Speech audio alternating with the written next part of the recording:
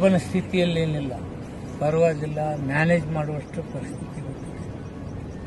ಇವತ್ತಿನ ಒಂದು ಅಂದಾಜು 2,90,000 ಕ್ಯೂಸೆಕ್ಸ್ ನೀರು ಆಲ್ಮಟ್ಟಿ ಸೇರಿದೆ.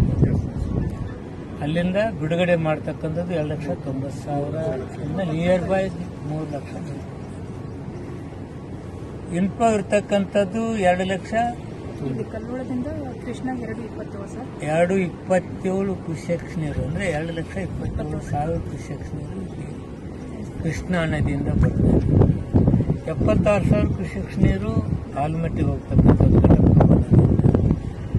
ಹಾಗೆ ಹೊರಗಡೆ ನೀರು ಬಿಡ್ತಕ್ಕಂಥದ್ದು 2,90,000.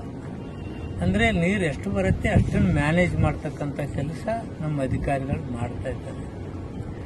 ಇನ್ನು ಯಾವುದೇ ಹಂತಕ್ಕೆ ಹೋದರೂ ಅಥವಾ ಏನಾದರೂ ತೊಂದರೆಗಳಾದರೆ ಜನ ಜಾನುವಾರುಗಳ ರಕ್ಷಣೆ ಮಾಡಲಿಕ್ಕೆ ನಮ್ಮ ಅಧಿಕಾರಿ ಟೀಮ್ ಸನ್ನದ್ಧರಾಗಿರ್ತದೆ.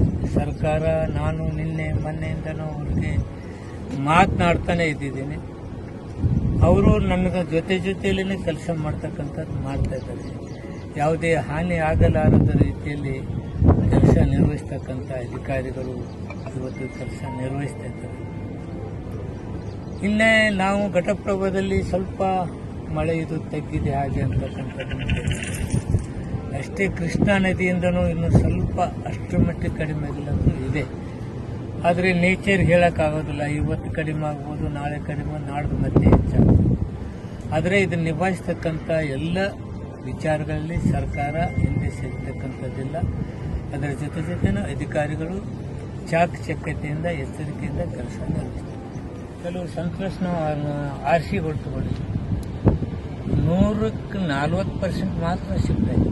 ಎಲ್ಲ ಕೊಟ್ಟಿವಿ. ಅಲ್ಲಿ ಗುಡಿ ಕೊಟ್ಟು, ಸ್ಕೂಲ್ ಕೊಟ್ಟು, ನೀರು ಕೊಟ್ಟು, ರೋಡ್ ಕೊಟ್ಟು, 10 ವರ್ಷಕ್ಕೊಮ್ಮೆ ಅದನ್ನು ತೆಗೆದು ಮತ್ತೆ ಗಟಾರ ಮಾಡ, ನೀರು ಹಾಕ ಮತ್ತು ನಡೀತಾನೆ. ರೈತನ ಒಂದು ಅಟ್ಯಾಚ್ಮೆಂಟಿಗೆ ನಾವು ಸಿಕ್ಕಿದ್ದಟ್ಟು ಯಾವ ರೀತಿ ಇದೆ ಆ ರೀತಿ ಸ್ಪಂದಿಸ್ತಕ್ಕಂಥ ಕೆಲಸ ಮಾಡ್ತೀವಿ. ಆ ಕೆಲಸ ನಾವು ಮಾಡೋದು. ಸರ್, ಯಾವ ಸರ್ಕಾರಗಳು ಅದನ್ನ ಕಠಿಣ ಕ್ರಮ ಯಾಕೆ ತಗೊಳ್ತವ್ರೆ? ರೊಕ್ಕ ದುಡ್ಡು ತಗೊಂಡಾರು ಎಲ್ಲ ಆಗೈತಿ. ಪ್ರತಿ ವರ್ಷ ಸರ್ಕಾರಕ್ಕೆ ಒಂದು ದೊಡ್ಡ ಪರಿಹಾರ ಹೇಳಿದ್ದೀನಿ. ಅವ್ರು ಹೇಳ್ತಾರೆ ನೋಡಿ, ಆರ್ಸಿಗಳಿಗೆ ಎಲ್ಲ ಕೊಟ್ಟಿದ್ದು ಬರ್ತಾ ಇಲ್ಲ. ಏನು ಕಠಿಣ ಕ್ರಮ ತಗೊಳ್ತಾರೆ? ಸರ್ಕಾರ ದೊಡ್ಡ ಹೊರೆ ಆಗುತ್ತೆ ಸರ್. ಪ್ರತಿ ಬಾರಿ ನೀವು ಕೊಡ್ತಕ್ಕಂಥ ಇದಕ್ಕೆ ದೊಡ್ಡ ಹೊರೆ ಆಗ್ತೈತಿ. ದೊಡ್ಡ ಹೊರೆ ಆಗ್ತಾ ಇದೆ. ಅದನ್ನು ಸರಿ ಮಾಡೋ ಕೆಲಸ ಮಾಡ್ತಾ ಇದ್ದೀವಿ. 25% ಶಿಫ್ಟ್ ಆದವ್ರಿಗೆ ಎಲ್ಲ ಕೊಡೋದು, 25% ಆಗದೇ ಇದ್ರೆ ಅವ್ರು ಬಂದಾಗ ಕೊಡೋದಂತಕ್ಕಂಥ ತೀರ್ಮಾನ ತೆಗೆದುಕೊಳ್ತಕ್ಕಂಥ ದಿಶೆಯಲ್ಲಿ ಸರ್ಕಾರ ಯೋಚನೆಯಲ್ಲಿದೆ. ಯಾಕಂದ್ರೆ ಮೇವು ತರ್ಲಿಕ್ಕೆ ಹೋಗಿದ್ದಂದ್ರೆ ಪರಿಹಾರ ಕೊಡೋದು ಕಷ್ಟ. ರೈತ ಹೇಳಿದ್ರು ಕೇಳಿಲ್ಲ. ನಾನು ಮಿರ್ಜಿಗೆ ಹೋಗಿದ್ದೆ, ನಮ್ಮ ಮೋಟ್ರ್ ತರಕ್ಕೆ ಹೋಗ್ಬೇಕು, ನಾವು ಇದನ್ನು ತರಕ್ಕೆ ಹೋಗ್ಬೇಕು, ಹಗ್ಗ ಕಟ್ಕೊಂಡು ಹೋಗ್ತಾನೆ ಇರ್ತಾರೆ. ನಾವು ಪೊಲೀಸ್ ಹೇಳಿದ್ರು ಕೇಳಿಲ್ಲ. ನಾವು ಈ ಕಡೆ ಬರ್ಬಾರ್ದು, ಆ ಕಡೆ ಬರ್ಬೋದು. ಕೆಲವು ಹಂಗೆ ಅನಾಹುತಗಳಾಗ್ತವೆ. ಶವ ಪತ್ತೆಗಾಗಿ ನಾವು ಪ್ರಯತ್ನ ನಡೆಸಿದ್ದೀವಿ. ಆದಷ್ಟು